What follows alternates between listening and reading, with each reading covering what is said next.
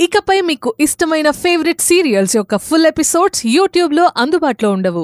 కేవలం సన్నెక్స్లో మాత్రమే ఫ్రీగా చూడొచ్చు.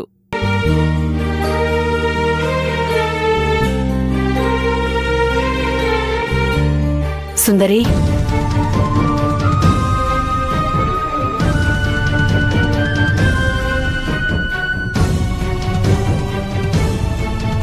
సారీ సుందరి, ఇలా జరుగుతుందని అనుకోలేదు.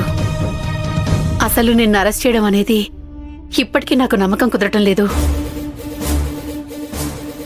లేదు సుందరి, ఇందులో ఏదో కుట్రుంది.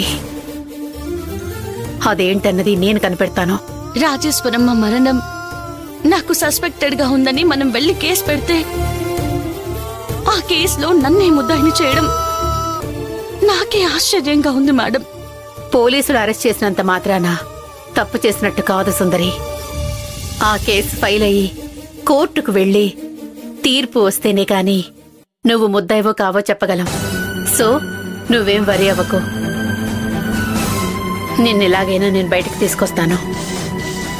మనం వెళ్లి జడ్జి గారిని కలుద్దామని చెప్పారు కదా.